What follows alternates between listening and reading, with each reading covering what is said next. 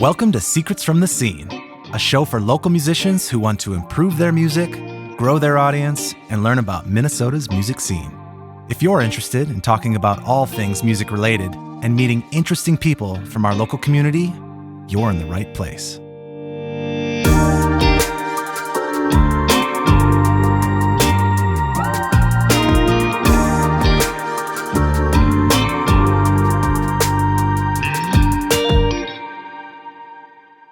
On today's episode, we have Ashley DuBose. Ashley and I have known each other for a couple years. We've done a tiny bit of work together, but we really don't know each other that well yet. So I'm really excited to learn from her today, to share her insights with all of you.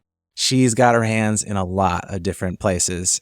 Super talented artist for one. I can't wait to have you hear some of her music, but also is doing things like real estate, has a diverse amount of incomes, and is just really smart and has been in the music scene for a long time. I'm going to jump to her bio because it'll tell you a lot more than that. Ashley DuBose is a recording artist and performer who is most widely known for her hit single, Intoxicated, that has nearly 7 million streams on Spotify, and her compelling audition and performances on Season 5 of NBC's The Voice. That was in 2013, where all 4 coaches turned their chairs for her. Just prior to that, in 2012, she released her first independent full-length album, Something More, while juggling college and parenting her then 2-year-old daughter. Ashley was chosen Best Female Vocalist by City Pages in 2014 and released her second album, Be You, in 2015. In addition to parenting, songwriting, performing, and recording music, Ashley has a bachelor's in mathematics, invests in real estate, does on-camera and voiceover acting, and travels nationally performing at private and corporate events with her cover band, North Star. She's performed and collaborated with notable acts such as Lizzo, Prof, Nicholas David, Mike Dreams, rest in peace, and many more. Please welcome Ashley DuBose. I must be boy crazy. How much I've been thinking about these boys lately. I must be boy crazy. How much I've been, how much. Thank you. That was a wonderful intro. Oh, yeah. Very thorough. Hey, it's impressive. You've done a lot of amazing stuff. And I want to point out, North Star is not my cover band, but a cover band that I've been blessed to be a part of since 2015. Sure, yeah. So I guess they're mine because they're my family. Yeah, you didn't. And I don't want them to hear it and be like, "Oh, we belong to you now, Ashley." Right. Yes. I'm just kidding. Do you perform with any other cover bands? No, but when I perform as Ashley DuBose and I'm hired to do long sets, I always throw in some covers of music that I enjoy listening to and that I think you want to throw in some music for people who don't know all of my stuff. So yeah. I do covers. Definitely. Covers. What's like a long set for you? 2 hours. Yeah. But when I perform with North Star, we do 4-hour. Oh, yeah. Those cover band gigs are intense. With some breaks. There's like dinner portions and breaks for talking and everything. But I'm talking about when I'm hitting, when I'm expected to be on stage for the full 2 hours. Yeah. That's long for me. That's a lot. 90 minutes used to sound long to me, but now I'm like, oh, that's that. Since I've been doing North Star for 8-9 years now, almost 9 years, 90 minutes is like nothing. But 2 hours for some reason makes me feel like nervous. Let's see. We know each other through Cam, your husband. Mm-hmm. Yeah. We're co-parents. We're not married. You know what? We were engaged. Okay. That's why you would think, you're like, by now they got to be married because we got engaged in 2021. Okay. But we just decided co-parenting is the best. Well, you guys have been doing that forever. Co-parenting. We've been co-parenting, since we have a going on 14-year-old daughter. She'll be 14 October 8th. And we've been co-parenting for 14 years. Yeah. Then we got back together and got engaged, had our second child, a son. Now we're expecting our third child. So we like to make babies. And we have beautiful, healthy children. Yeah. And we co-parent them well. Yeah, absolutely. Cam and I have done a couple albums together. And he loves you, by the way. Like, I love him. I love his music. Yeah. Yeah, it was cool that on this last record you came in and were a part of that. And we got to do a little work together. And then we've done some stuff for Sync. And yeah. Yep, that was fun. That was a really beautiful time. And also being able to include our daughter on that album. And then Brittany Delaney, who did the spoken word piece, rest her soul, she just passed a couple weeks ago. Yeah, she was going through a long battle. She fought so hard and she was so beautiful and talented. So I want to make sure I let you know that because I don't think you knew that. I didn't. No. She did that, A Mother's Poem. Yep.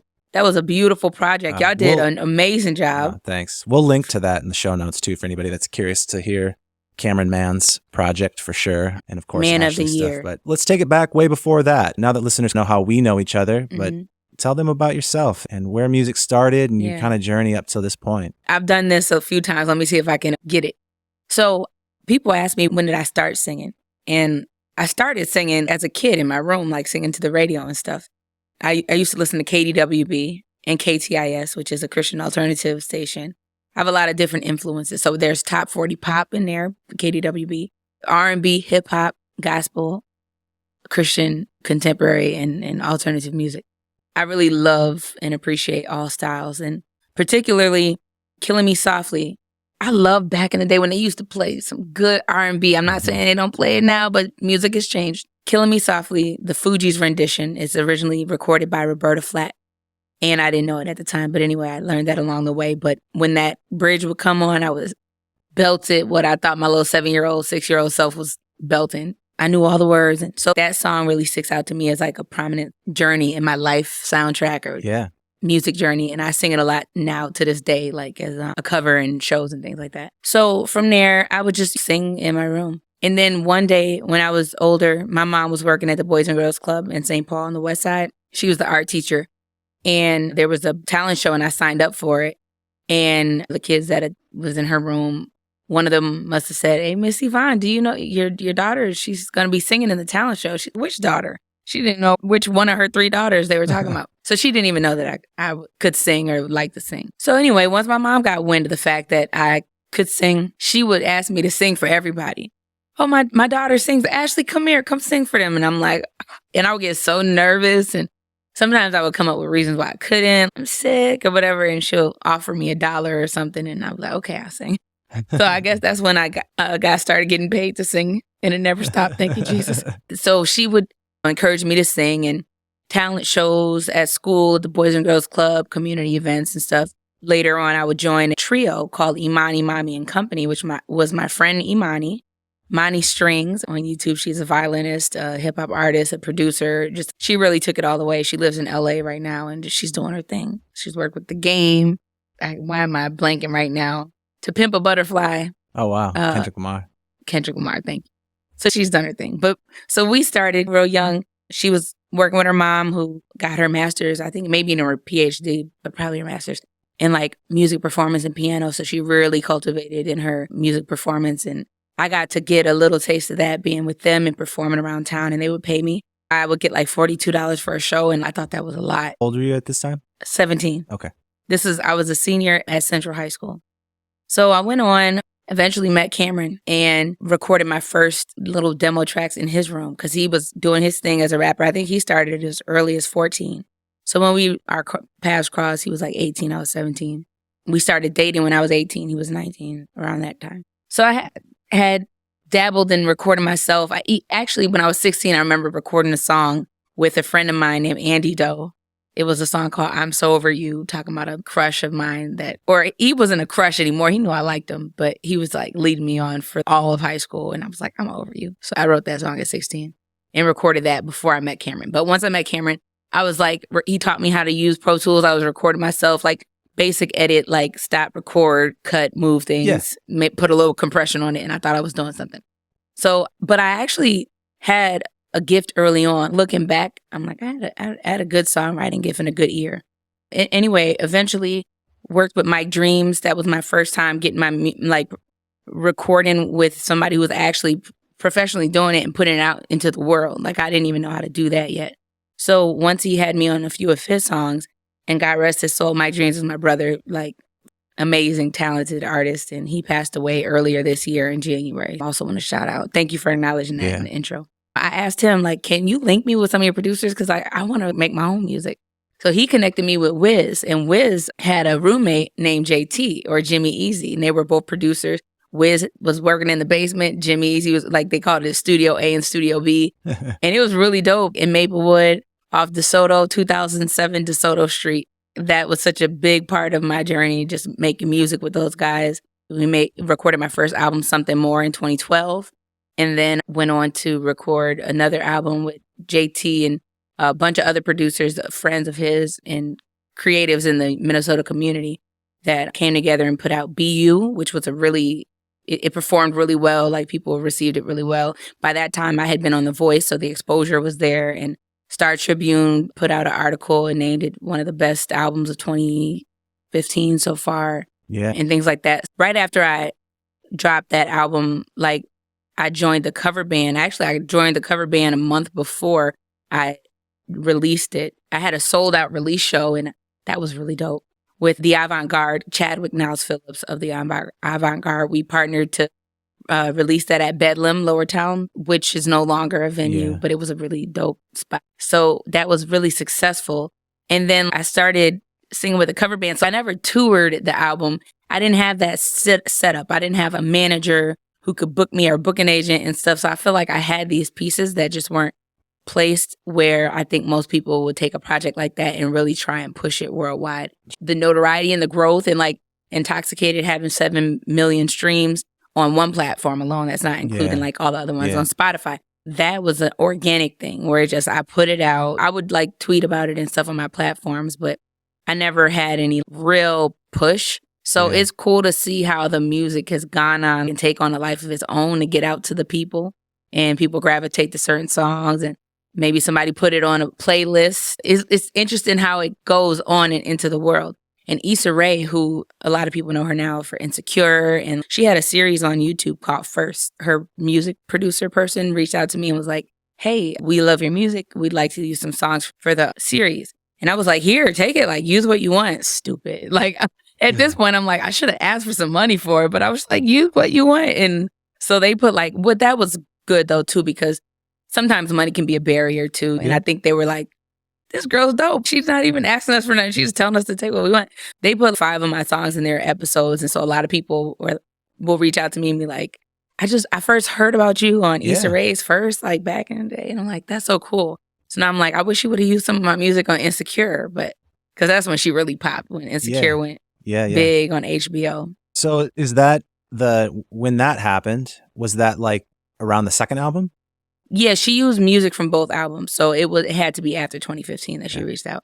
All right. Well, that's a pretty good overview so far. I mean, it sounds like a pretty organic, I met this person and then this opportunity. Mm-hmm. You start with the people around you that are in high school, as most people do, right? Yeah. And you get a few little experiences. Somebody's got a home set up. You start, okay, we can record. You start hearing your ideas back. It starts to feel tangible. Okay, I see how this can work. Yeah. And asking questions too, because I saw somebody else doing it. I'm like, can you connect me with that person? And then one of your first big connections outside of, there's Cameron with his Pro Tools setup at home, and then there's Mike Dreams after that.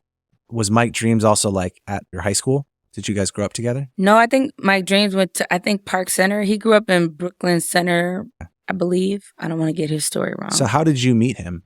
I met him through Cameron. Okay. Yes, Cameron introduced us. All right. So friends of friends kind of thing. And then you end up getting to feature with him a little bit. Yep. And we would perform around the city as a collective called Stories of Glory. And it was myself, Mike Dreams, Brandon Trevine, Margot Davis, Leonard, Cameron. And we would all perform at the Loring Theater and Fine Line and put on these shows like as a collective. And so I left that part out. There's so many details that's like hard to capture, but I just want to make sure I acknowledge that too. What I love about it is that the next person you meet, it's like, what opportunities can that bring? What kind of collaborations? And it was always, meet this person, they have this thing. It's one step and then builds to the next step, builds to the next step. Mike then introduces you to some more of his producers. Now you have an even bigger network, and the network keeps expanding because you just keep meeting people. Right. It just goes to show a lot of when you're in the community and you're a friendly person and you're easy to like and you're easy to be around and you're a good hang, so many opportunities can come from that. Right. And it sounds a ton of the opportunities, not all of them, I'm sure, but a ton of them have been just from your immediate network. Yeah. Then there's word of mouth, right? So when you're doing your thing and then the next person might be looking for an artist to sing a hook or perform at an event or something, and now you're on the radar of people, and they can start mentioning and suggesting you to other people that are not in your network, and that's how it builds. So walk me through how The Voice came up, how like the whole experience from deciding to do it to the show itself and then post-show. Yeah. Okay. So there's a woman named Kelly, and she's a fan of mine, and I met her at a show that she came to see another Ashley Gold, who's another singer in the community. And we were performing at this spot. I think Tish Jones, it was an event of hers. She put it on, or she definitely was there. So maybe she just performed, and I might be mixing up the details. But Tish Jones is an amazing, phenomenal spoken word artist and like humanitarian and stuff. And she's got definitely a name in the city. Shout out to her. So I remember meeting Kelly at this event. She's, oh my gosh, you're so amazing. I came to see Ashley Golden. Here I find another like Ashley that I've become a fan of. This is dope. So we connected and everything. And we might have exchanged like Facebook information or something. She hit me up one day and was like, The Voice is going to be in town. You should try out. And I knew what The Voice was because I had watched it previous. Like it was newer because it was only season 4 at this point, and they were doing 2 seasons a year. So they were going on year 3. So it was pretty new. I knew about it, and she was like, they're going to be in town in St. Paul. You should audition. And I had my youngest sister's graduation party to go to that day. And it was the night before when I read her message, and I was like, let me go online and see how to do this. And there was a 7 a.m. and an 11 a.m. slot. It was the morning of I tried to register. So I probably waited to the last minute, but I think I got her message the night before. So when I finally went on to do it, it was like 9 o'clock, 7 a.m. had passed, 11 a.m. was full. So I sent an email and I was like, hey, I'm Ashley DuBose and it's my dream to be a singer and I want to audition, blah, blah, blah. But I'm wondering how I can still audition because I've missed this 7 a.m. slot. And then I went on to get myself ready and my daughter ready so we could get going to the graduation party. Then I got an email back and they said, just come through, just still come. And, oh no, did they email me? I don't know. I don't know if I didn't get an email or whatever, but it was on the way. So I still stopped. I said, it's right here. Let me just stop in and see if I can go and like audition. So it was a really hot day. It was like July and it was like 90 something. And when I got there, I found out the line had just got in the door. It was such a long line. It was wrapped around the building. So the timing, talk about good timing, like I didn't even have to wait out in the heat. So I had my daughter with me and this bodyguard was like, you got your daughter with you? What is this? You treat this like a job interview. You don't come to an audition with your daughter. He was really going in on me and I'm like, dang, I'm a young mom just with my daughter. Like if I had another option, I probably would have put her somewhere else, but not put her somewhere else, like a boarding house or something. But anyway, I was like, I called my brother and I was like, Jeffrey, can you come get Cameron because I'm at this audition and da-da-da. I explained to him. So it wasn't far from the graduation party. It was like probably 5 to 7 minutes away. So he came and got her. And then I went on and was able to audition. And I got to the second round when they invite you to audition in a more private setting. Now they have an interview and then you prepare more songs. So it's like another pre-televised round of audition. So I got to this next step. And then I had my friend Omid on guitar because the second round you can have an accompanist, either a track or you could play your own instrument or have somebody accompany you. And I didn't play an instrument, but Omid is amazing. And so I asked him to come do it. And of course he said yes. I love Omid Hutter, Hutar. Shout out to him. We did Killing Me Softly because I told you that's my song. And then we did a couple other songs. I can't remember what they were. But we played Killing Me Softly to a track that starts with a very low bass line. And I couldn't hear the key. So when I started singing in the wrong key. Ooh. So I got off on the wrong track. Everything else was going good up until that point. This probably was like my second song that I did. And then when Omid came in, I can't remember if he came in to support me at the key that I was in, or if he was like, oh shoot, you're in the wrong key, but I'm going to just play the key of the track. I can't remember which one. But eventually, halfway through the song, I get on the right key. But it was like a nightmare in my mind because I knew it. It wasn't like I was just singing along thinking I was doing great. No, I knew I was in the wrong key, but I was like, oh gosh, like how do I change? Eventually, we synced up with the track, right key. Went on to do the third song. Third song was great. I thought, okay, I'm still in this. I'm still in this. That was a bad start, but I think they could see past that and everything. I felt everything else went well. So then the next round, that same day would be to go and do an interview. So now they have you in the room and they're interviewing you, cameras and everything. And so I took that as a good sign because they could have said, thank you, that's all we need to see and sent me home. But I was like, okay, I got the interview. That's good. So they said, okay, after the interview, they're like, we'll be in touch with you. If you don't hear from us by whatever date, then you didn't get selected. So the hear back by date came and left. Okay. So I knew I didn't get it. And I was like, oh, it's probably because of this, that, and the other. So then when I found out they were going to be auditioning for the next season, which was season 5, I said, I felt good about that first audition process. I felt like it was just this little thing. I'm going to try again. So they were going to be in Chicago this time. So I said I could take a quick little flight to Chicago. That's close enough. I'm going to do it. I reached out because I had 2 emails now. I had the casting director's email from the first time I auditioned and the general info at NBC The Voice email. So I reached out to both and I'm like, hey, this is who I am. I auditioned last time. I got to this round, blah, blah, blah. I'm just wondering, I want to audition again for this next season. I was wondering if I can skip the line, so to speak, because I already did this part. Like, I already determined that I was good enough to go to this part. Can I just go straight to this part? The nerve. But I be asking because you have to ask, because if you don't ask, you don't receive. Right. So the casting director email got back to me and was like, yeah, I'm sorry, you got to start from the beginning with everybody else, da-da-da. And then I was like, okay, I accepted that. And then the info at the NBC The Voice email, somebody there was like, hey, I'm going to see what I can do. And then I got a notification from them that, hey, we were able to get you a appointment. Basically, what I asked is what I was getting to be able to advance to that round. So I felt so lucky and yes, this is good. This is a good sign. So I fly to Chicago. My friend Ashley Birch meets me out there. And at this time, we weren't yet super tight. She was just like such a dope person. I met her through my friend Chandrell. And she was like, I believe in you. I'm going to be there. Like, where we going? When? Okay, I'm going to be there. So the morning of, I couldn't get a hold of her. So she was flying in from a different city, from Kansas City. By this time, I'm in my rental car and I'm like looking. I didn't get a response from her. I'm like, okay, I got to take off. Like, I'm sorry. Because I was calling. It was going to voicemail. Turns out she was on the plane. So when she touched down, like I literally just got in my rental car about to leave. She said, I'm here. I'm like, look. So I go and I get her. She is so sick. And she's like, it's not a hangover. I don't know, because she had went out the night before, but she's like, this is something else. I don't know if it was like a bug or what. But she was like leaned over. She was in bad shape. And like for the fact that she woke up and still decided to come and support me, I'm just forever grateful to her. So I'm like, let's get a hotel because we had some time between my audition time. It was like 10 in the morning or something. So I look online and I'm like, I'm trying to save money. So I'm like, the nearest hotel, the nearest cheapest hotel. We got a 1-star hotel. And I was like, a 1-star? I'm like, I never stayed in a 1-star, but it can't be that bad. I'm like, somebody's probably just like giving the hotel a bad review or something. We got there was like, we didn't even want to sleep under the covers. We kept our shoes on, but we were tired and she wasn't feeling well. So we slept over the covers with our shoes on.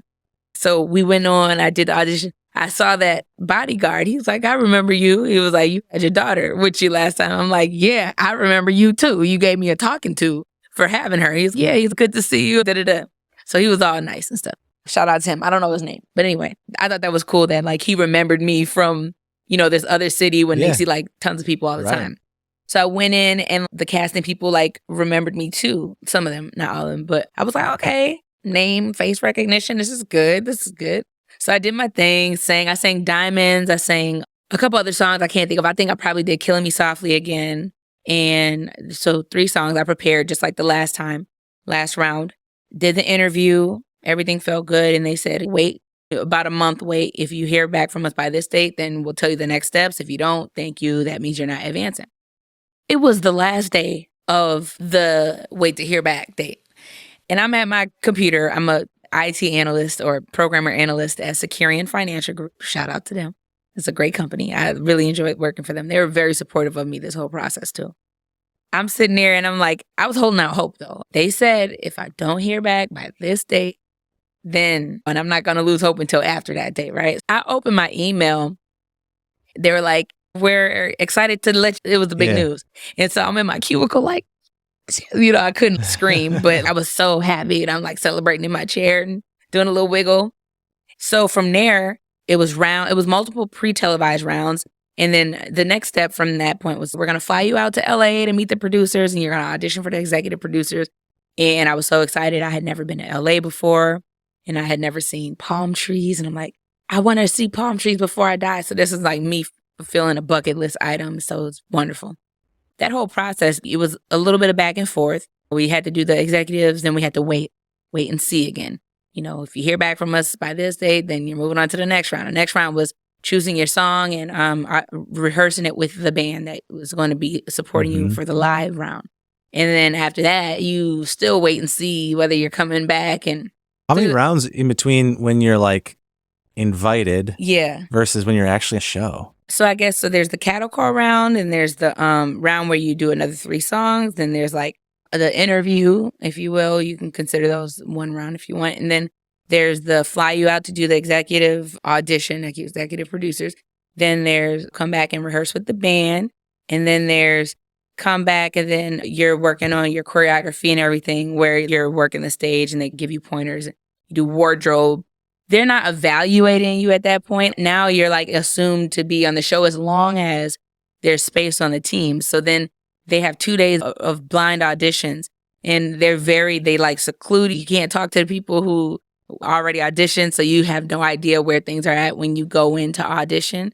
And the teams there may be like 3 spots left. They don't want you to know any of that. They don't want you to know who made it, who didn't. You don't know any of that. So you could have gone through working with the band, choreography, wardrobe, all of it, and still not been able to be on the show. Ooh. Yeah, not at that point. It wouldn't have been because they cut you. It would just be because they're picking and choosing who to put in front of the judges when. But then once the judges pick I think it's like 12 people on the team, then there's no more space. So you could have been amazing, and you just didn't get up. You just didn't get on there. So then those people, unfortunately, it's so heartbreaking to think about that, because lots of people that I met were in that predicament where they didn't get to audition at all because the teams filled up. And I auditioned on the last day it wasn't my audition. Nope, sorry. I'm thinking about the knockout rounds. I found myself in that position where I got knocked out by Tessanne Chen, who went on to win the show. Shout out to her. She's awesome. And I was rooting for her the whole way after I got knocked off. But they have saves, and other coaches can save you and say, I want you to be on my team. And the coaches were like, man, we would, like, especially Blake, he loved me. It was a moment. But he didn't have any saves. Nobody else had any saves except for my coach, Adam Levine. But he couldn't save me back to his team. So I was in that predicament where that's how the cookie crumbled. Yeah. So anyway, if they would have put me up against her earlier in the day, I could have got a save. So that's where it's like probably producer pulling strings and doing things because they know the probability. They knew I wasn't going to win my match. The fact that they put me up when all the saves were gone, they probably were ready for me to be off the show for whatever reason. That's fine too. But there's like a good 7 rounds before you see people on the show. How far? 6 or 7. How many into the show? I made it to the top 32. So they start off with 48 people, and then they cut it down after the battle rounds. I won the battle round, and then they cut it down even further after the knockout round. I didn't make it to the knockout round. So I survived 2 rounds in and off on the 3rd. Okay, you're off at that point, but obviously it's just such a huge accomplishment to get on the show, and there's all of the local press, and there's all the excitement around it and all that kind of stuff. Right. Walk us through what the aftermath looks like. Obviously, there's a lot of benefits, but there's got to be a lot of... Okay, so like I was off the show for a while before I could I wanted my family and friends to get the excitement of not knowing as they're watching live with everybody else. And they tell you sign a agreement not to tell anybody the results of your show. But people can deduce, especially the people you live with, wait, you're here and we're watching. So you didn't make it. But when it initially happened, because there was a lot of stop and wait. So they don't know. They could still think I might be able to go on. But so it was a lot of secrecy. So I could honor and not only honor the agreement, but just honor the excitement that I wanted my friends and family to have while they're watching the show.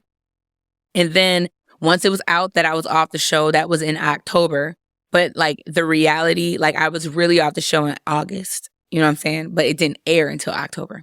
I started working on my music right away because I was like, I want to drop an album. I want to capitalize on this opportunity. So I put out an acoustic version of my first album. That was music that was already written. And that was a way to get content out there, reintroduce some content. Oh, no, I dropped that before I signed I dropped that beforehand, sorry. So rewind. I dropped an acoustic version of Something More because I wanted to put some music out, and I didn't want them to have claims to my music because there's certain things you sign. If you release anything or write anything while you're on the show, they can have ownership of it. That's just how the agreement went. Once I was like out of the agreement period, I think that's when I started like working on my next album, which was BU. And that got pushed out, and that didn't actually come out until 2015, but it was supposed to come out in 2014. A lot of interviews, a lot of performances and things where like I did a show at Honey, which is no longer around. I feel like I've said this so much in this interview. A lot changed after COVID for sure. Yeah, so Honey went down with COVID, but that was one of my favorite places to perform. I did my album release show for Something More there. I did a couple other like of my own productions there. And it was just like John, who was the booking agent there, he was always so gracious and wonderful to work with. And it was like the right size where you could feel like you could pack out a show, and the vibe was like intimate, it's like a speakeasy and stuff. Anyway, I remember I did a show there and there was a line around the corner, and I'm like, they're here for me? Like people were like, it was crazy. I had never experienced that before. So that was cool because obviously with the name recognition and like the exposure and people getting to hear you and know you and like you, now there's more people to come to the shows and more people to want to book you. And so it was like busy in that way. The humble beginnings of just high school, your friend, you start doing home recordings, you meet other producers, you start making a full-length record, you go on The Voice, you have success there, you make another record, you're getting hometown press, you're getting voted best vocalist, you're getting all this stuff, right? Momentum. Right. But then shortly after the second album, you join up with the cover band, right? Right. Well, where did that decision come? What was the reasoning for doing that? I got the call. They were looking for a second female singer. They had 2 male singers and a female singer. They wanted another one. And someone recommended me, and they reached out, and I was like, oh, the opportunity to perform and get paid, and it's like a regular thing, sounded good to me. And be able to travel. Yep. It sounded like a good opportunity. I hadn't traveled to perform up until that point. I was mainly performing in Minnesota. Mm-hmm. So I think that was what appealed to me about the opportunity. When they said 4 hours, I was like, the longest set I was doing up until that point was like 45 minutes. So I was like, my voice is going to be tired. Like, how am I going to do 4 hours? And for a long time, I would leave those shows just hoarse. But I build up stamina over the years. But anyway, yeah, that's what appealed to me. The opportunity to travel. Sure. I'm like, I never had anybody ask me to be a part of something that allows me to not have to do all the work and booking and everything. And I'm able to just come, sing, get paid, and they'll fly me around. That sounded nice. So. Yeah, definitely. I want you to talk more about the cover band experience because you do music at least part-time, but almost full-time at this point in terms of the amount of work that you're doing and that sort of stuff. And we'll get into some of the other lines of income and stuff like that, but the cover band's a big piece of that. And it's a great way to maintain a career as a musician. And I know several people that do it, you being one. Walk us through what that looks like, what a typical year in the cover band is like. Okay, I will say, when I first started, I was embarrassed about it because I thought it was cheesy. I felt like I was a wedding singer, and like I went from being on The Voice and wanting to be this like well-known original artist to singing songs that personally I feel are very cheesy, weren't like representative of me as an artist. And so I didn't really appreciate it for years. And I wouldn't post about it because I was like, I don't want people to be like, wait, what? Ashley DuBose, the artist, is now like doing covers and like wearing these sparkly dresses and stuff. That's not even my brand. But I grew to appreciate it, especially after COVID. But yeah, I felt like I want to be doing my own. These people don't know who I am. How am I going to expand my brand if they don't know who I am by name and they can't hear me sing my music? Like, I'm doing these artist songs who've already made it big. But the thing about it is you're able as an entertainer, because there's artists, there's entertainers, and cover band singers are both, because there's an art form in capturing the essence and the emotion of somebody else's writing and songs and being able to portray that.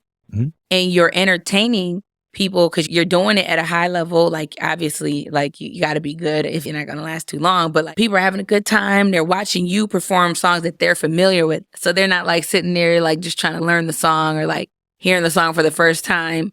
They're like already into it from the first 4 bars because they know this song. So you're performing songs that have been tried and true and stood the test of time. You're still entertaining and you're still being an artist. You're just not able to do your original work, but you can sing songs in an original way. You can take and interpret it to a certain extent, but I didn't appreciate it. I didn't look at it that way. I like the money and everything, but I was, I want to sing my own song. So I was bringing business cards to the gigs. I've stopped doing that. But I thought I had failed. But as I continued on in my journey in life and in music, I realized that it's a blessing to be able to use my gifts to sing, to perform, and be able to get paid to do it. And when I look out into the crowd of people and they're just having a great time, and everybody always comes up afterwards, or a lot, not everybody, but a lot of people always come up afterwards and be like, you guys were so amazing. You're the best wedding band. I've been to a million weddings and this is like the best. And they just have such a good time. And the bride and groom are so happy. And we're part of these people's biggest day of their life, one of the biggest days of their life.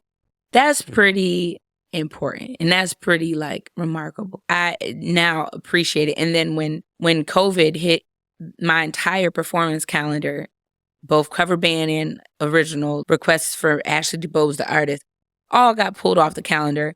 And I sat there and I was like, dang, how am I going to make money? Am I ever going to perform again? Dang, I didn't appreciate the band. Just when we were able to come back to it, I just had a brand new appreciation for everybody in the band, for what I do. And it's funny because my bandmate, Katie, she would say, Ashley, there's going to be a day where we can't perform anymore and you're going to be sad about that. In other words, enjoy, be grateful. This is a blessing. Like how many people how many singers who are actually amazing get to get on stage, get paid to travel. We've stayed in 4 or 5-star hotels. Better than 1-star hotels. Yeah, we've stayed in 2-star hotels. But we've had some really cool experiences, seeing some parts of the world that like otherwise I would never have any business going. What's the coolest gigs with Star that you've done? Or most extravagant or whatever? Okay, so we're managed by a company in New York. They have just really big budget clients, right? People with money. Like one guy, he was like the director of Avatar and Men in Black and like, I want to say Star Wars, and not Star Wars, maybe not Star Wars, but like he was like a really big name in Hollywood and a director in Hollywood. His stepdaughter was getting married. So we did her wedding and Robin Thicke sang 3 songs and we sang backup for Robin Thicke. There was another, who's the guy that sings, that's just the way it is. Things will never be the same. Phil something. We'll find it. Is it Phil Collins? But we did a birthday party. I don't think it was a surprise birthday party, but we did do a surprise wedding most recently where the guests were surprised. They didn't know they were being invited to a wedding. Some people might have been tipped off that it was a wedding, but we did that. That was fun. We couldn't talk about it because it was in Aspen, and Aspen's a really small town, and you never know who knows somebody. So we went to this guitar shop to get a piano for Ryan, the keyboardist, to be able to practice his songs. And I'm thinking they said, don't say anything about the wedding when you're on set. I'm like, oh, not on set, but on site, because you don't want like guests to get tipped off. They meant don't say anything at all because this town is small. But I was like, yeah, so we got this surprise wedding that we're doing tomorrow and at this private residence and everything. And wouldn't you know, the word got back to the band leader and was like, you guys, reminder, don't say anything because it's a very small town. And I'm like, how did he find out? What? So it was crazy. The artist was Bruce Hornsby, by the way. Okay, yeah, that's who it was. So we did a birthday party where he was the special guest and he was playing his originals and stuff on piano. So we got to see and hear him live. The weddings are so extravagant. And for me, sometimes I don't even concern myself with who's who. I used to be like, who's this one? Who's that? Like we did like an Olympic skater's wedding. And it's more the beauty of these weddings. Like they're like multi-million-dollar weddings. Not all the time, but they put a lot of money into the decor and the flowers and the venue. And it's just like this dream wedding. Like you walk into a catalog wedding and you're like, we're a part of this. Like in the stage decked out. And it's really cool to be a part of such a spectacular occasion. Absolutely. So what about like the nitty gritty, the day to day of the cover band? Like what are the logistics like? How many gigs do you do a year on average? Do you get to pick and choose? Are you required to do everything that they throw at you? Like how often are rehearsals? Mm-hmm. How does all of that work? I think it's about an average of 40 gigs a year. The wedding season is approximately April through, I'd say, November. The bulk of our gigs being summer months, October and September. So like basically between June and October, it's like a lot of them. There's some other scattered dates. throughout the years on the other side. At this point, we've been working together so frequently, we really don't have to rehearse unless we had a gig recently where we had like maybe 10 songs in Spanish. So we had to make sure. Yeah, one of our singers, she's Puerto Rican and she speaks Spanish, but everybody else, we had to really work at that and make sure we were like on point because I think it was a Colombian bride or a Colombian groom. One of the two were Colombian and the other was Jewish. Basically, whenever we're doing something like really, a bunch of new songs that are really intricate, whether it's like a new language or like a really funky tune or something, it'll call for a rehearsal. For the most part, we've done so many gigs and so many songs so many times that we just need to know what we're playing, listen to it. We're all professionals, learn it. And then we run the special tunes at the sound check. So we use that as our rehearsal. When everybody's good enough, that's enough, yeah? Usually. Yeah.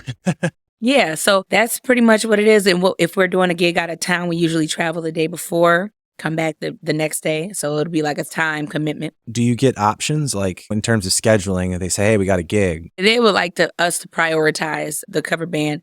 But if something comes up, and if I get booked for something and it's enough in advance, 2 months out, they're usually okay with finding a sub. The musicians can find subs a lot easier than the frontmen because we're like the face of the band and they don't like to book based on a lineup. And then when the day comes, the lineup has changed. Especially like there's a booking that the couple really wanted us, like they really like my sound or something. It'll be pretty hard to like go back and be like, yeah, she's not going to be there. So it's definitely a commitment. I mean, it is a commitment, yes. Yeah. But you've said 8 or 9 years now. How many people are in the band total? We started off 4 frontmen. Now we have 5. So 3 women, 2 men. And depending on the booking, sometimes they'll have all 3 of the women or sometimes just 2 of us. So either 4 or 5 frontmen. Then we have a core of 4. So bass, guitar, drums, and keys. And then we'll add on horns and strings as desired by the client. Is the whole band from Minnesota?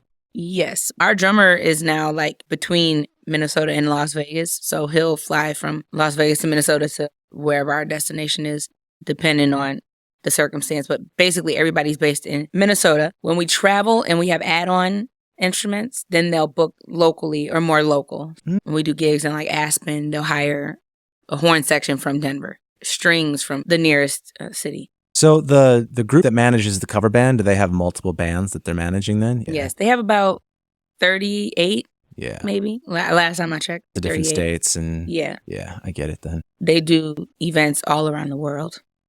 Wow. I think they did Michael Jordan's wedding. Yeah, I did a wedding in 2016, I think it was, in London. They've done some Latin American country, but I wasn't on that. And then we did Anguilla recently, Maui, but that's the United States. But yeah, it's off the nice, mainland. Though. Yeah, that's so cool. All right, well, let's keep moving. So we've kind of covered the solo career. We've covered the time on The Voice. We've covered the cover band stuff, which is still to today.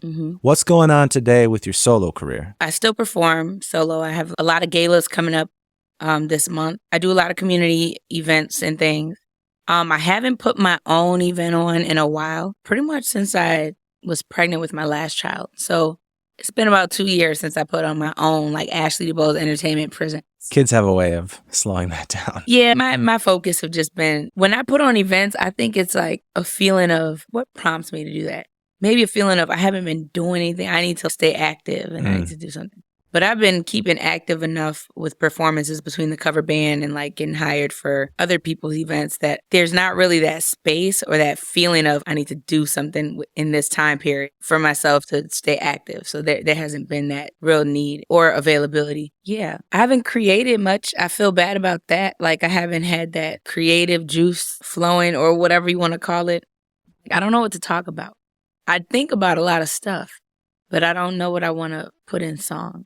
I think my mind is just way too analytical right now to be creative and feel like putting my thoughts into some clever lyrical. Analytical because of some of the other stuff you're doing? Just the other work? I've always been analytical. But you have a BA in mathematics. Yeah, I know, right? So if I start to come up with something, I think myself out of it. Who cares? Why would anybody want to hear this? Or like, it's too literal. or I think myself out of creativity, if I'm gonna be honest. Do you think that applies to like just thinking yourself out of pursuing opportunities or taking risks and that sort of thing too? I do that too. I've wanted to move to LA forever, but I think there's already a million people there who are amazing at what they do and are still trying to get on. The analytical thing. Why What are my odds? Yeah. You know what I'm saying? Yeah. What are my odds? When I get out there, do I even have the stamina anymore or like the desire to try and stand out? At this point, I want to go because the weather is nice and like the vibe and the culture and just like having a new life experience where I'm not driving down the same streets and highways all the time. It's just some like newness. And maybe there's all opportunity that can come up because whenever I am there, I feel like really cool serendipitous things always happen. But cool serendipitous things happen here too. So maybe it's like opportunity will follow me. Hopefully, as long as God allows, because I don't want to sound cocky when I say that. But so yeah, I've thought myself out of taking that risk. Early on in my recording days, I had a client that was crazy, and I could do an entire podcast on this client of how insane he was. But I want to hear that. He was, I have a lot of stories about this guy. We had a conversation once, and he always was doing crazy stuff in terms of trying to get noticed and stuff like that. Mm-hmm. And he would say, I want you to like email somebody for me. Can you email the president of the Twins and tell them to play my song or like some random thing? I would just always roll my eyes like, that's not going to work. Because some of it was just, not a great idea. Mm-hmm. It still sticks with me today. And I remembered it when you brought up being analytical. He said, you're too smart. You'll never be successful. Because you'll just think your way out of everything. It's a real thing. And it's a real thing. And so if anybody out there is listening can relate to that, we're reasoning with yourself of why not to do things and stuff. But a lot of the music industry is about just jumping into the unknown and doing stuff that you aren't sure about and pushing forward. And that stuck with me. And I've tried to think about when is it a good thing to be analytical, because there are plenty of reasons to be analytical. But there are times where you just got to take risks, and big or small. Maybe it's a risk like moving to LA, but also maybe it's a risk of just getting outside of your bubble and collaborating with new people. Maybe it's trying a new type of promotional thing, deciding that you're going to be more active on social media. You're going to do those TikTok trends. You're going to do whatever, like things that you might just feel uncomfortable about. Or maybe it's switching your sound up. Maybe it's just trying to find new bandmates, something like that. Those are all uncomfortable things. Right. And you can talk your way into the more comfortable route pretty easily. Mm-hmm. But it's something that you have to self-reflect on a somewhat regular basis to decide, like, where am I? Am I playing it too safe right now? Or am I pushing myself ahead? I've always heard it said, if you're not doing something that scares you a little bit, you're probably not pushing far enough. I know, and I hate that saying because I'm like, who wants to be scared? Like, exactly. Who doesn't want to be comfortable? But I know, you're preaching. Yeah. And I'm saying this for myself as much as anything, because I'll find that I get into this is comfortable. I know what I'm doing. I've got my routine down. This is the way I'm running my business and so on. And that voice will creep up in the back of my mind again of, do you think you could do more or make something better? Or even what can you cut out? What's not adding to anymore? What are the things that you're doing that really aren't worth it, but you're just doing them because they're comfortable? For me, this podcast is one of those things. If like I've had the idea for years, but it's a lot of work and it's somewhat uncomfortable to put yourself out there and do all those kind of things and pushing forward, whether it lasts for years or a short period of time, who knows, but you just got to try. Yeah.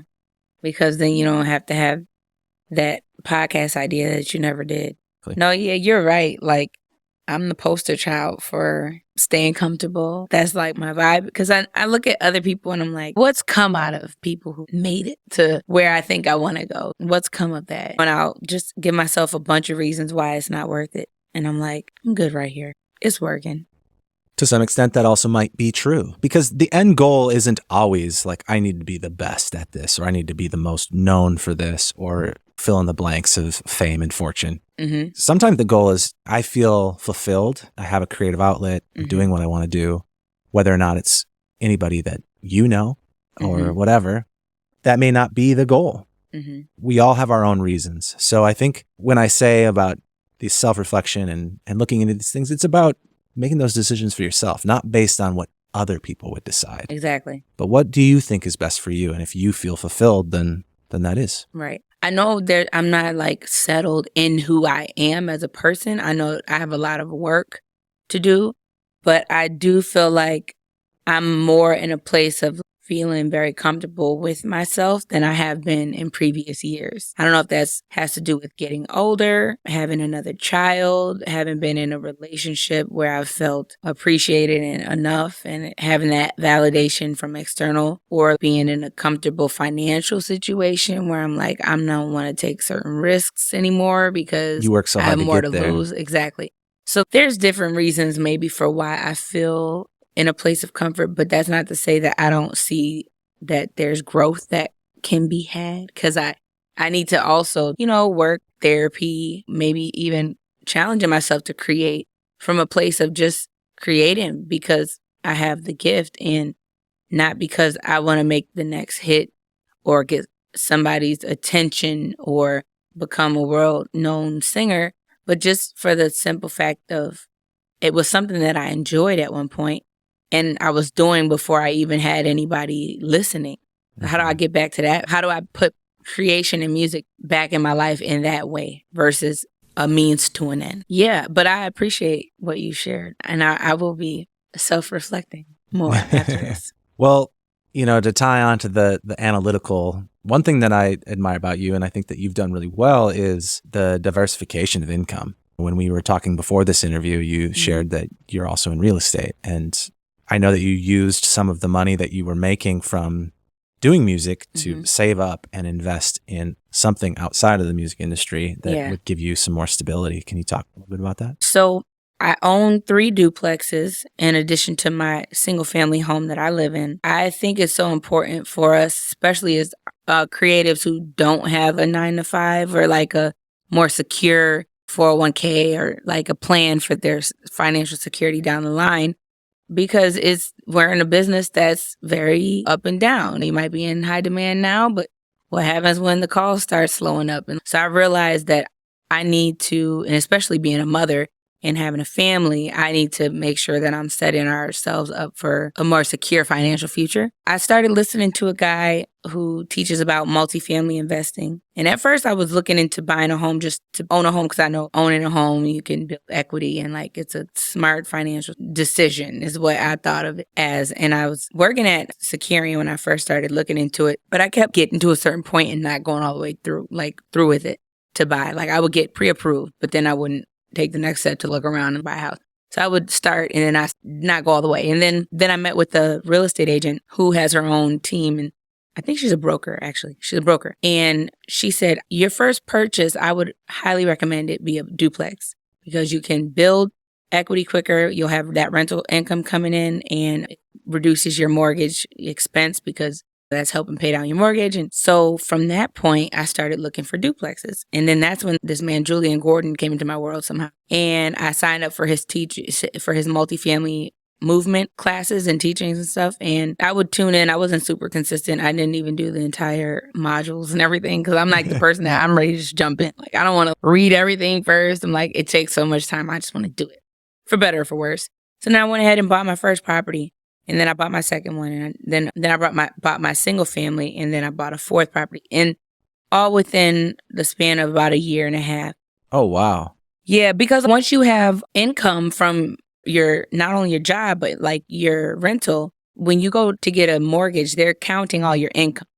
It's actually not that hard to get more properties, except for once you buy your second property, it's considered an investment, and you need to put 25% of the value down. So you do have to have some funds, some reserves saved up. But that first property to get into, if you're going to live in it, you only have to put 3.5% down if you get an FHA loan. It's easier to get into that first property. Then once you save up some money, or if you already have some money saved up, if you come into some money or whatever, then you can take that money and use your income from whoever's renting out at your current duplex. Then you say you can either stay in that one, or you can even move to the next one and put 3.5% down on that second one instead of 25%. You can do that game. People do that all the time. Buy, live in it for a year, move to the next one, live in it for a year, move to the next one. So each time you're not having to put so much money into it.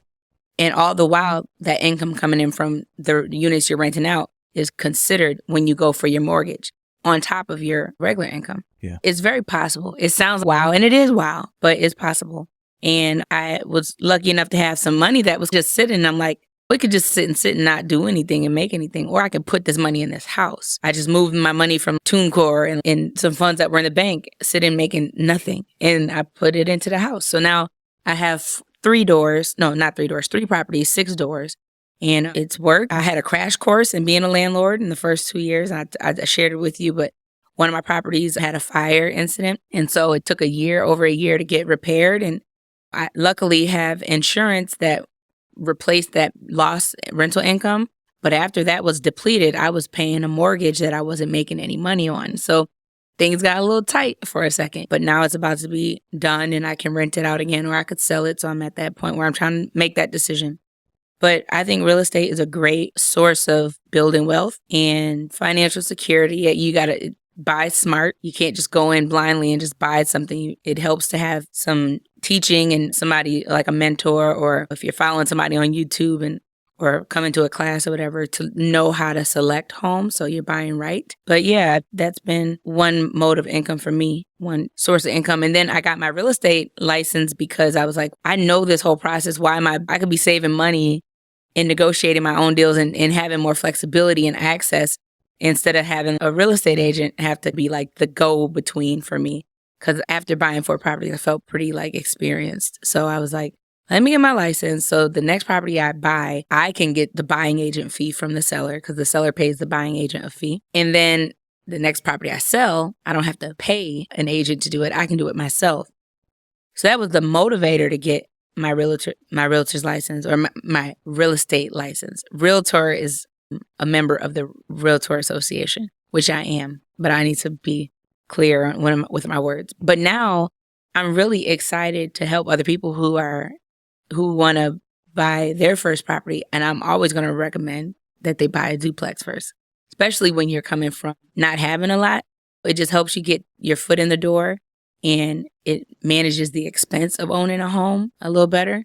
When you have a single family, everything's on you and you're not bringing money in, you're just putting money out. So anyway, so now I'm excited to help other people buy as well. When did you get your real estate license? In March of 2023. So I've only had it for 6 months now. Okay, got it. Mm-hmm. And when did you start doing the properties? In July 2021 is when I bought my first property. Wow. Well, congrats. That's pretty Thank you. awesome. I'm sure, yeah. Long term, it's a great move. As long as you can avoid all the fires. For real. Literally and figuratively. Yeah. Eventually, I'm going to hire a property management company so I can. You doing all that on your own? Wow. It's impressive. Yeah. I already know that's a ton of work. Yeah. It's a lot of phone calls and yeah. I've had to mediate between tenants. Yeah. Because they're living in such close proximity to each other in a duplex. Yeah. Yeah. That's a little bit of a segue to one of the other questions that I've had, which is you've been in charge of your career, right? And for many years, and you've been on big stages, big opportunities, all this kind of stuff. Bought properties, and you're in the thick of the business, right? And when it comes to negotiating gigs and contracts and all that stuff, you're handling all of that as well? Yes. The short answer is yes. When I do the cover band stuff, I'm just hired on. The contracts are negotiated between the clients and the management company. Yeah. But I've had to go to bat for myself in regards of my pay and like things like that over the years. So yeah, I mean, I have a friend who I can call on. He's a former artist and I've had to have him stand in for me and represent me as my managerial assistant because as a woman and as an artist, like double whammy when you're trying to like negotiate contracts, like automatically when somebody sees that an artist doesn't have management, am of the mindset that it gives an indication that the artist might not be as valuable or you can get the artist for a cheaper deal or whatever the case may be. There's been times where I felt like in this situation, I'm going to have you talk to them and negotiate things and we'll talk like, you know what I want, but you'll be my mouthpiece. But for the most part, I'm the one definitely drafting all the contracts and making sure I'm clear on all the terms that, you know, we have. So we have clear expectations on both ends as an artist and the client, and then communicating that down the line to whoever else needs to know, whether that's my band or my accompanist. And was that mostly self-taught or was this other friend acting as a mentor along those lines too? No, it was mostly self-taught. I learned by trial and error as well. Like Actually, I've gotten burnt when I had a contract in place where I didn't get a penny of my money. Somebody straight scammed me, and I was opening up for a national act. And I guess they didn't get the money that they thought they were going to get for the gig. And I had in the contract that I was supposed to get my deposit. Or no, I didn't make that contract. Somebody else made that contract for me. But he was not there when the event took place. And my stylist who was a friend of mine, she went to go get the money from the person, but they had a reason for, my partner's on his way with the money kind of thing. So I ended up getting up on stage doing my show. After the performance, the promoter was nowhere to be found. So that was like a $2,000 gig that I got $0 for. And I was so mad. And I said, never again.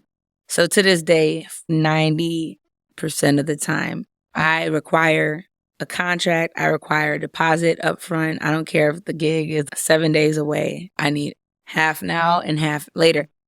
Now, sometimes I'll be lenient on that, especially if it's an establishment that I trust that they're not going to. But I had to learn what to put in a contract. Sometimes you get to a situation, you're like, oh, shoot, we should have specified that. We should have made sure this was understood. Or even learning through the North Star gigs, what the kind of accommodations we get will inform me if I'm being booked out of state, what to require for an out-of-state gig, lodging, ground travel. We need to discuss all these points because it might just be a situation where you're more experienced than the person booking you. This is a real-life example. I was more experienced in event, like performance contracts, than the person. They were just like a CEO of a company, and they were putting on this event and had well intentions, but the details really mattered because when it came down to it, I was still learning, next time I got to do this and this. So it's basically like trial and error, learning from experience what's really important to have in a contract and what's nice to have, like a rider. And we want to make sure we have a meal. We want everybody to be fed. Stuff that you might not think of until you have had that experience and realize that's even possible. You're like, we're performing for an event where all of their guests are eating. They can probably put some meals aside for us. Let's go ahead and make that a request. Yeah. That's how I've learned. Well, I think the takeaway there is that obviously trial and error sometimes is just what you have to do. Yeah, right. But if you can do some research online, there are so many templates. And now there's ChatGPT, which can help with contracts, which is obviously not going to be as good as a lawyer, but it's better than nothing. Right. If it's a kind of a deal where the money is such that a lawyer makes sense, then go ahead and do that. But if you're just trying to cover your ass kind of deal, then ChatGPT is probably going to get you pretty close. Yeah. Actually, the contract that I have now, a lawyer did draft it for me. I had a team that I was able to tap into a resource that had free legal assistance for artists through, I think it was Springboard for the Arts, which is based in St. Paul. At one point was like just drafting it from like a template online. And then I had a lawyer put one together. Now I just edit that one. Yeah. So you can do your research. But you can also ask people that are a little bit farther ahead of you that have had this sort of experience, offer to take somebody out to coffee, pick their brain, and you can learn a lot that way. And that's part of what this podcast is for, is to encourage people to share and to connect and to learn from each other, because what you may not know, another person maybe has done a million times, and it's no big deal for them to just point you in the right direction to, check out this book or check out this online resource or whatever, or call this other person because they know even more about it than I do. And I actually took Des out to coffee years ago.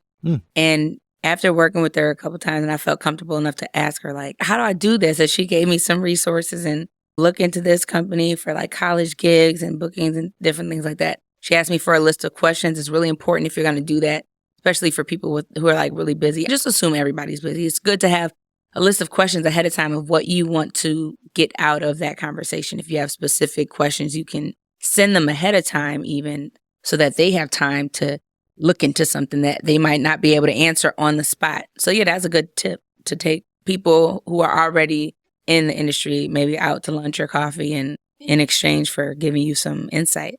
You can save yourself a lot of headaches potentially with just a short conversation. Even if it's not a direct answer, it can at least be making sure you're not heading in the completely wrong direction. There's just a couple other little things I want to touch on quickly, and you can go as in-depth or keep it brief if you want, but I'm curious about how you got into the voice acting and the actual acting and what that role is in your career right now. And I'm also curious about how much stuff you've done in the sync world. Okay.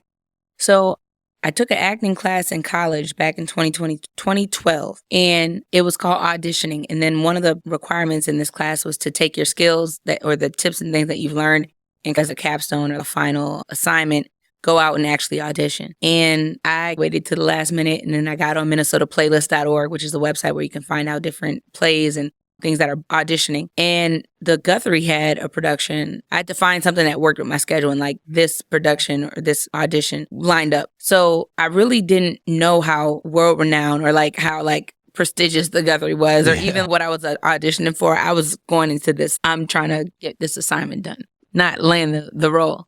But I landed the role. It was a non-speaking essential or like an extra. So you're an essential. You're essential to the play, but we're not going to pay you very much. And you're not going to speak. But it was a great experience. I got to see all the behind the scenes. I was a part of all 53 shows and all the rehearsals and everything. Like I was in the play. What was the production? A Streetcar Named Desire. How could I not name the production? A Streetcar Named Desire in 2010. My daughter was less than a year old, and I was in school full time. I was just moving and shaking. So did that lead to more work then? Oh, yeah, I wasn't done. That led to me meeting other artists on set, and I'm like, how do I do this? Like, y'all are doing this. It was just one of those conversations where here's some agencies to reach out to, send them your resume, send them your headshot. So I went and sent out like the most unprofessional cell phone headshot. I had it blown up at Walmart, or not Walmart, Walgreens.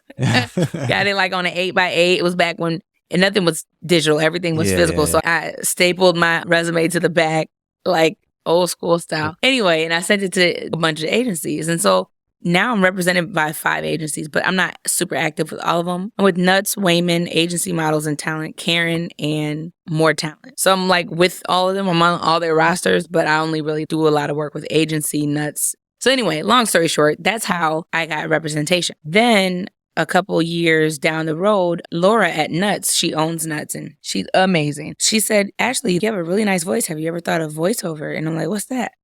I didn't even know what it was. So she sent me some information. I came in to do a meeting with her and got information. Tell people what it is. There's going to be other people that don't know. Voiceover. So voiceover is like when you're reading a script that's going to be either synced to a video or it's going to air on the radio. It's going to be on a commercial, or now a lot of things are like internet usage and things like when you're watching YouTube or whatever and you see a commercial come on and there's a voiceover. That's what voiceover is. People do audiobooks. I haven't done that yet. I think that'd be fun, but that's a lot of work. But anyway, industrial training videos. I've done radio. I've done Cub is a repeat client of Nuts. Mm-hmm. They asked me to do their commercials. So you'll be listening to Cub, or I'll get a phone call if somebody's listening to or watching TV and they're like, is that you on the Cub commercial? Oh my God, I just heard you. Mall of America, like healthcare, like United Healthcare, like just random stuff that they need a warm voice or a really excited. Like it's just acting with your voice. Give us a sample of your voiceover. Okay. Get up close. All right. Do the whole thing. I need a script because now I'm just like making stuff up. Hold on. Give me a second. I'm trying to channel my Cub commercial. Time. This Thursday and Friday at Cub, with your My Cub Rewards app, get 30% off of all fresh produce. I feel like I can't think and say it. That's good. It's really not that good. Hold on, I wish I had a voice for it. But though. You know what I'm saying? You bring the energy, you sell the script, you take the notes, and then you tweak it while the client's asking you for specific emphasis or do this different, do that different, and that's what they pay you to do, and it's fun. It is fun. I record some of them on the other end. So you know what it is. Okay. Did I do a good job explaining what it is? Okay. Yeah. And I can hear it. Your voice has got like character because you've got the rasp thing and a little bit of a lower voice for female. And yeah, those are good qualities. They've called me a lot for smoker stuff. Like quit help Minnesota. So I'm like, and I don't smoke cigarettes or anything, but I'm like, that makes sense. I get it. Do you need help quitting smoking? Quit Help Minnesota is here for you. You know, like. What about the sync world? Mike Dreams was my sync man. Like he did a lot of sync work. He got a lot of deals where the songs that we've done together were used in different things. I think it was like the NBA playoffs on TNT. They used Take Me Higher. So there's a song we did together called Take Me Higher. So he got that on a commercial. I can't think of it right now, but basically he was very active in the sync world. And a lot of the sync stuff that I've gotten is really him getting those opportunities for his music, and I was on the song. I got very close to signing a deal, but I didn't like the idea of giving half of my publishing up. And I think that's just something that I need to get over because I think that's just what they do nowadays. There are exclusive sync deals and there's non-exclusive sync deals. Mm-hmm. And so you can do things where it's all non-exclusive. Mm-hmm. They do exist, but a lot of opportunities are the exclusive world where you have a publisher that is essentially signing that track. They're essentially purchasing the track for potentially $0. Some of them will pay a little bit of money for it, but it might be a $0 purchase. They own that master now, and the agreement is that they're going to rep it and hopefully get you a lot of placements with that track. And you'll keep your writers, but you can't do anything else with that track. If I was making new music, Yeah. that'd be a different story. But like for my existing catalog, I don't want. And typically, I want control of people that are working with that type of sync library or sync house aren't giving them their precious artist material. It is stuff they make specifically for that library. Right. Yeah. A lot of times it's composers that are writing with that in mind, knowing that fully well that they're just going to sell it to this library. Yeah. Or sign it with the library. Generally, if you're an artist first, where you've put a huge investment into an album and time and emotion, all that kind of stuff, then a non-exclusive opportunity is probably more what you're looking for. Right. But generally speaking, the non-exclusive stuff is going to be pretty competitive because there's all the other artists out there also trying to chase that down. Right. Exclusive. And there's sometimes not as many opportunities for that because the exclusive stuff can be easier for the network or whoever's going to use it. They want the exclusive stuff. It makes it easier for them to use it because it's free and clear. Yeah. Or at least it can be free and clear. Right. So from the business perspective, there's a lot of advantages to that. And that's why it's easier to get placements, I think, through the exclusive world than it is the non-exclusive. But that's only my experience. We'll at some point have more of a sync expert on the podcast to talk about that. But I look forward to watching that. it can be a nice little extra source of income. It's a nice surprise. It's generally, from my experience of it, unless you're doing it full time and you really know that world, it's not much of a business plan because you can't really figure out like how much you're actually going to get from it because it's just dependent on how often it's going to get placed and you have no control over that. But it's a nice bonus on the top when it happens. I spend so much energy when I'm trying to create something and like energy and really intention. It's really hard for me to just throw some words together just for the sake of throwing it together. So I'm really trying to put my best foot forward every time. Yeah. So when I come up with something, and what if I end up liking that? You know what I'm saying? And what if it ends up not getting placed, but now I can't do anything with it? Yeah. Because they own it and they're waiting for somebody to want to use it. And so now it just sits, that part of it just, that's probably why I don't vibe with the idea so much. I think there's a couple things if you're seriously considering sync. One is that you need to have the resources yourself probably to record on your own and be able to kick out good compositions and good recordings, good masters without a huge investment. Because if you are paying a studio and all that kind of stuff, then you're going to guard those masters more.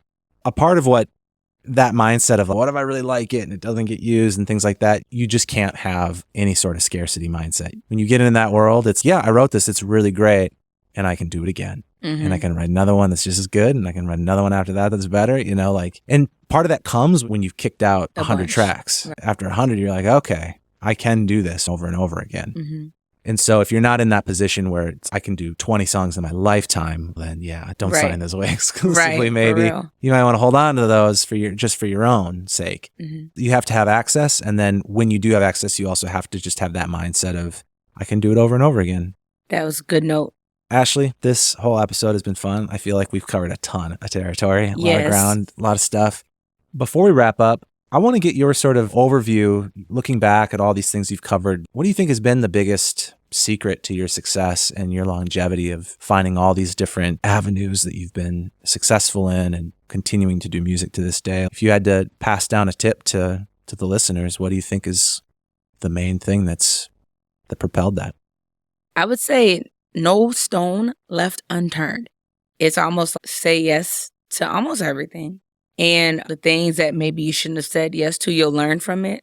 I'd rather say yes to something and have that lead to something and be glad that I did it rather than say no to it. I've done a lot of free stuff, especially early on in my careers, just building up that experience and that resume. A lot of times you're going to have to say yes to stuff that don't necessarily make financial sense, but realizing where you are and understanding the opportunity and things. Now, some things you don't have to say yes to, especially after you've done enough where you know you have a standard, and for whatever reason that doesn't meet your standard. I'm not saying throw your morals and your standards away, but definitely recognize opportunities, and those opportunities are not always financial.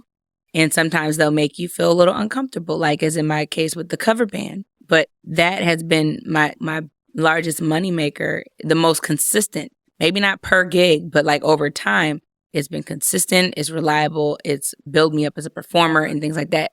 And that's because I said yes to an opportunity that came my way. And at the time, it didn't have the most favorable terms, but over time, I was able to negotiate better terms for myself and appreciate it for what it did offer, or what it does offer. So that, and like being a good person, being friendly, stepping outside of your comfort zone. Like, I'm not the most extroverted person. I think I'm an extroverted introvert, really. But I've been in situations where I just have to go for it because I'm like, what if this creates the next opportunity for me? It's so easy to like stay closed in. I've had to come out of my shell. I would say push the boundaries of your comfort. I don't mean to sound like a hypocrite, because we did talk about how there's a lot of ways in which I'm staying comfortable. But in moments, you know, in scenarios, like my mom asking me to sing as a kid, it wasn't comfortable, but I would push past that discomfort and that nervousness. And so I still have nerves and things that I have to push past to this day, whether I'm performing or in a networking situation or social situation, a cocktail hour, whatever. And there's people, and, you know, I know that person has access and has probably some value that they could add. They can't add it if they don't know what I do. I have to make the introduction. So pushing past that. But yeah, that's like the tidbits that I think have aided in my success up to this point. Thanks for sharing. And if people want to learn more about you or connect, like, where would you like them to go to? Sure. You can go to ashleydubose.com, and that links to my videos on YouTube, my Instagram. You can DM me. I always write back. I read all my messages. Facebook, and pretty much all the social media links are right there on ashleydubose.com. Cool. And we'll link to that in the show notes as well. But Ashley, thank you so much for coming and sharing your past, your stories, your insights, everything. I really appreciate it. Thank you so much for having me. I've really enjoyed this. Me too.